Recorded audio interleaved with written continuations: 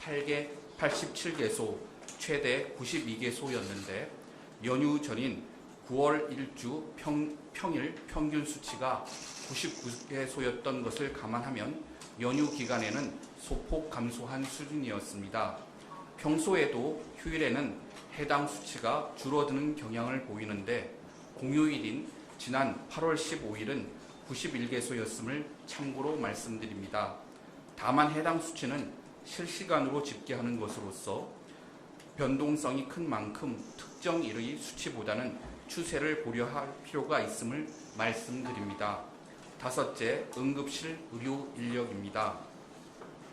9월 17일 기준 중증 진료를 주로 다루는 전국 180개 번역 지역 응급의료센터에서 근무하고 있는 의사 수는 1,865명입니다. 중앙응급의료센터 조사 결과 작년 4분기 번역 응급의료센터 의사 수가 2,300여 명 수준이었던 것에 비하면 400명 이상 줄어든 수준입니다. 이는 같은 기간 동안 전공의가 500명 이상 줄어든 데 따른 것으로 파악됩니다. 응급실 의료진이 감소한 상황이었으나 의료진께서 현장에서 쉴 틈 없이 헌신해 주신 결과 연휴 기간에도 응급의료 체계가 일정 수준 유지될 수 있었습니다. 오늘 9월 18일 통계는 아직 집계 중이므로 연휴 전체 기간을 반영한 통계는 내일 브리핑 때 다시 알려드리겠습니다. 다음으로 연휴 기간 발생했던 일부 응급의료 사례에 대해 설명드리겠습니다. 9월 14일 충북 청주에서 25주 임산부가 양수 유출로 병원에 내원해야 하는 상황이었으나 75개 병원의 수용 거부로 신고 접수 6시간 만에 치료를 받았다는 보도와 관련입니다. 25주 이내 조기 분만은 고위험 분만에 해당하는 시술로 전국적으로 진료와 신생아에 대한 보호가 가능한 의료기관이 많지 않은 상황입니다. 그래서 정부는 평시에도 고위험 산모 신생아 통합진료센터 20개소를 운영 중이었습니다. 참고로 현재 산모와 태아 모두 안정적인 상태입니다. 두 번째로 9월 15일 광주에서 손가락이 절단된 환자가 광주 소재 의료기관 4곳에서 수용을 거부해 전주로 이송되어 접합수술을 받았다는 보도와 관련입니다. 해당 환자는 현재 수지 접합 수술이 가능한 병원으로 이송하여 수술이 완료된 상황입니다. 손가락 등이 절단될 시 시행되는 수술은 전국 총 5개의 수지 접합 전문 병원을 포함해 일부 병원에서만 진료 가능한 전문 분야입니다. 이에 따라 수지 접합 수술은 평시에도 인근 종합병원보다는 시도를 넘어 수술이 가능한 전문 병원으로 이송되는 경우가 많은 것이 사실입니다. 이에 광역응급의료 상황실과 소방청 간의 추석 연휴에 수술 가능한 병원 목록이 사전에 공유되어 있었음을 말씀드립니다. 국민 여러분, 전공의 집단 행동이 있은 지 7개월이 다 되어 갑니다. 이번 추석 연휴 기간 의료 이용에 걱정이 크셨을 것으로 짐작합니다. 하지만 국민 여러분의 협조로 응급실은 평소보다 적은 의료 인력으로도 중증 환자 치료에 집중할 수 있었습니다. 국민 여러분이 적극적인 협조에 진심으로 감사드립니다. 또한 전공의 이탈 후 인력 부족으로 인해 누적된 피로에도 불구하고 연휴도 반납하고 환자 곁을 굳건히 지켜주신 의료진들 덕분에 응급의료가 유지될 수 있었습니다. 현장으로 돌아와 주신 전공의는 물론 군의관, 공부의, 간호사분들을 포함한 모든 의료진과 약사분들의 노고와 헌신에 감사와 존경의 말씀을 드립니다. 특히 연휴 기간 중 당직기관으로 신청보다 많이 참여해 주신 병의원, 약국 관계자분들께도 감사의 말씀을 드립니다. 아울러 현장 최전선에서 최선을 다해주고 계시는 소방과 경찰 공무원분들께도 다시 한번 감사의 말씀을 전합니다. 아직 연휴가 끝나지 않은 만큼 의료진, 관계 공무원 그리고 국민들께서도 계속해서 협조해 주시기를 부탁드리며 정부도 긴장감을 늦추지 않고 응급의료 상황을 면밀히 모니터링하면서 대응해 나가겠습니다. 의료진의 헌신과 국민 여러분의 협조로 이번 추석 연휴 응급의료 고비를 넘고 있습니다. 그러나 근본적으로 응급의료 수용 역량은 아직 충분하지 못한 상태로서 국민들께서 다치거나 아프면 어디로 가야 하나라는 불안감이 남아있는 것이 사실입니다. 국민 여러분, 이번 추석 연휴에 발생한 고위험 분만과 신생아 보호, 수지 접합 수술과 같은 필수 의료의 부족 문제는 전공의 이탈로 인해 새롭게 발생한 문제가 아니라 이전에도 있었던 문제입니다. 또한 문제가 발생한 지역을 살펴보아도 수도권보다는 주로 지방이었습니다. 이와 같은 필수 의료, 지역 의료의 부족 문제를 해결하기 위해서 정부는 의료개혁을 추진하고 있습니다. 의료개혁은 그동안 누적되어 온 우리 의료체계의 구조적이고 근본적인 문제점을 종합적으로 해결하기 위한 것입니다. 정부는 필수 의료 인력 확충과 양성, 공정하고 충분한 보상, 지역 의료 체계의 혁신, 그리고 의료사고 안전망 강화를 조속히 추진하여 필수 의료 서비스가 충분히 제공되고 지역 내에서 의료 서비스가 완결되도록 하며 의료진이 긍지와 안정감을 가지고 일할 수 있는 환경을 조성해 나가겠습니다. 의료개혁은 이제 더 이상 미룰 수도 없고 미뤄서도 안 되는 과제입니다. 국민들께서 살고 계신 곳에서 적시에 꼭 필요한 의료 서비스를 받으실 수 있도록 필수 의료와 지역 의료를 반드시 살려내겠습니다. 정부는 의료계가 의료개혁의 핵심 파트너가 되어주시기를 간절하게 기다리고 있습니다. 의대 정원과 개혁 과제 내용에 대해 합리적인 대안을 제시해 주시면 정부는 얼마든지 마음을 열고 논의할 준비가 되어 있습니다. 여야 의정협의체에 조속히 참여하여 주실 것을 다시 한번 요청드립니다. 국민 여러분, 오늘은 추석 연휴의 마지막 날입니다. 의료 인력의 부족 문제는 단시간에 해결되지 않기에 연휴가 지나더라도 응급의료 대응 역량이 당장 회복되기는 힘듭니다.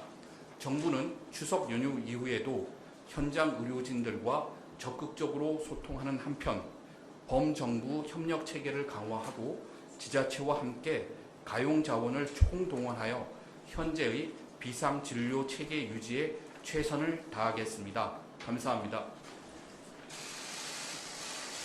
지금부터 질의응답 시간을 가지겠습니다. 배석자께서는 단상 위로 올라와 주시기 바랍니다.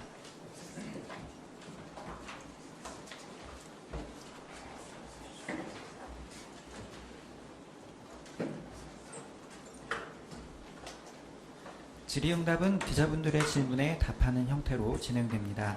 구체적인 통계 등에 대한 문의는 대변인실로 부탁드리겠습니다. 먼저 현장에 참석하신 기자분들의 질의를 받겠습니다. 질의하실 기자님께서는 손을 들어주시고 지목되시면 마이크를 켜고 소속과 성함을 말씀해 주신 뒤에 질의해 주시기 바랍니다. 네, 이정원 기자님. 네, 국민일보 이정원입니다. 두 가지 질문 드리는데요. 우선 추석 연휴 기간 전부터 응급실 위기에 대한 좀 우려가 컸는데 오늘 이제 브리핑에서 말씀해 주신 청주 고위험 임신부 말고도 대전 복부 자상 환자나 여러 사례가 좀 보도가 됐는데요. 이런 사례를 포함해서 이번 추석 연휴 응급실 상황에 대해 어떻게 평가하시는지 다시 한번 말씀 부탁드리고요. 그리고 다른 하나는 그 연휴 직전에 복지부에서 지침 내려서 그 응급실 진료 거부 사유로 인력이나 시설이 부족한 경우도 이제 정당한 사유로 인정하겠다라고 밝히셨는데요. 이거에 대해서 일부 환자단체에서는 그런 응급실에 방문한 환자들이 오도 가도 못하는 상황이 되는 거 아니냐라는 우려가 나오고 있어서 이런 환자단체의 우려에 대해 또 어떻게 보시는지 궁금합니다. 네, 우선 응급의료 대응에 대한 저희 평가는 전공의 집단 행동으로 인해 평소보다 의료 인력이 적었음에도 불구하고 응급실이 중증 환자 치료에 집중할 수 있었던 것으로 평가합니다. 물론 지역별로 또 특정 시간대별로 배후 진료 부족 등으로 진료를 받으시는데 시간이 소요되어 환자나 가족분들께서 어려움을 겪으신 사례도 일부 있었던 것이 사실입니다. 그렇지만 연휴 전에 일부에서 우려했던 것과 같이 의료 공백으로 인한 큰 불상사나 큰 혼란은 없었다고 봅니다. 이는 전적으로 의료 현장에서 헌신해 주시는 의료진, 구급대원, 응급상황실 근무자, 경찰, 지자체 공무원들의 노력 덕분입니다. 또한 국민들께서 중증이 아니면 동네 병의원을 우선 찾아주셨고 응급실 이용에 협조해 주신 덕분입니다. 아직 연휴가 끝나지 않았으므로 정부는 긴장감을 갖고 상황을 면밀히 점검하고 있습니다. 다만 연휴가 끝난 이후에도 어려운 진료 여건은 여전할 것이므로 절대 방심하지 않고 국민의 생명과 건강을 지킬 수 있도록 최선을 다하겠습니다.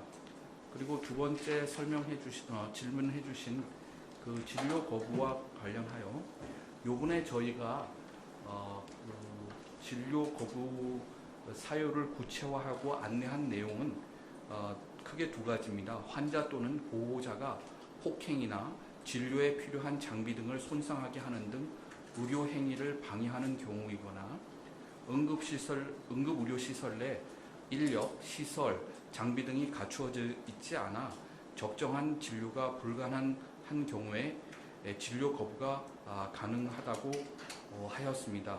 물론 일부 언론에서는 경증 비응급 환자의 진료 거부도 정당한 사유라고 보도하였지만은 이미 응급의료법에 관련 규정이 있어서 저희가 이것의 확대는 검토하고 있지 않습니다.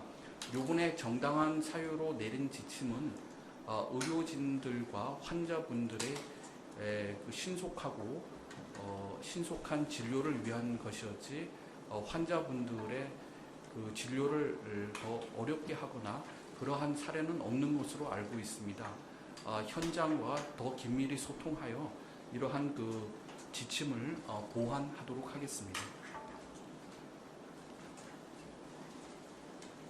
네, 현장 질의 추가로 있으실까요? 네, 없으시면 온라인으로 전달된 기자분들의 질의를 말씀드리겠습니다. 먼저 뉴스원 김규빈 기자님께서 감사한 의사 및 의료진 블랙리스트 명단과 관련된 질의 주셨습니다.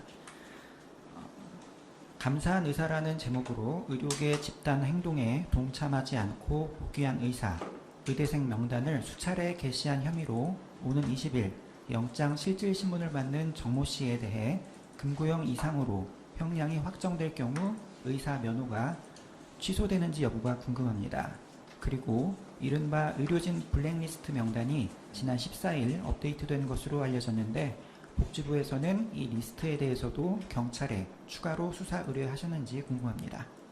네, 특정 사건에 지금 수사가 진행 중인 특정 사건에 대해서 언급하는 것은 적절하지 않다고 생각합니다. 정부는 이러한 의사 블랙리스트 등 문제의 심각성을 인지하고 그간 복귀하여 근무 중인 전공의와 교수 등의 리스트를 유포한다든지 의사 커뮤니티 내에 공개 비방을 한 총 43건을 수사 의뢰한 바 있습니다.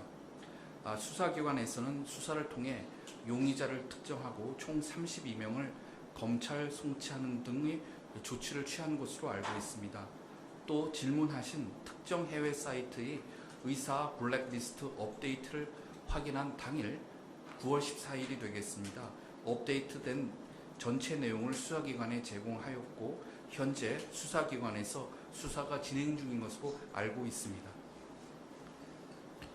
네, 다음으로 이투데이 김지영 기자님의 질의입니다.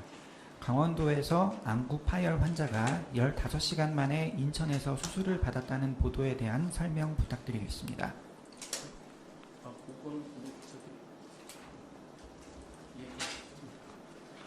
네, 지금 그 건에 대해서는 확인해서 다시 말씀드리도록 하겠습니다. 예, 사실관계 파악 중으로 파악이 되는 대로 저희가 별도로 안내해 드리도록 하겠습니다. 네, 이정원 기자님. 아까 여쭤봤는데요. 대전에 그러면 복부 자상 환자의 경우에도 지금 설명이 가능하실까요? 네, 대전 분구 환자에 대해서 설명드리겠습니다. 9월 16일 월요일 13시 31분경 대전시 동구 68세 남성이 아버지가 아들과 싸우던 중 부엌칼로 본인 배를 자해했다고 신고하였습니다. 경찰과 공동 대응 요청되었고요. 구급대에 따르면 13시 37분경에 현장에 도착 당시에 환자는 복부 열상, 좌측 완화 부족, 그리고 의식은 있으나 주치 상태였습니다. 응급처치 후 13시 57분부터 17개 병원을 수용 문의하여 14시 48분 천안 충무병원이 선정되었고 나머지 16개 병원은 진료과 부재, 액과 수술 등으로 수용이 곤란하다고 하였습니다. 14시 54분경 현장 출발하였으나 환자가 주치 상태로 협조가 어려워 108분 후인 16시 42분 천안 충무병원에 도착해서 의료진에 인계되었습니다. 환자의 의학적 상태 변화 및 인근 병원 운영 상황에 대해서는 추가적인 세부 사항은 관련 지자체와 조사 예정입니다.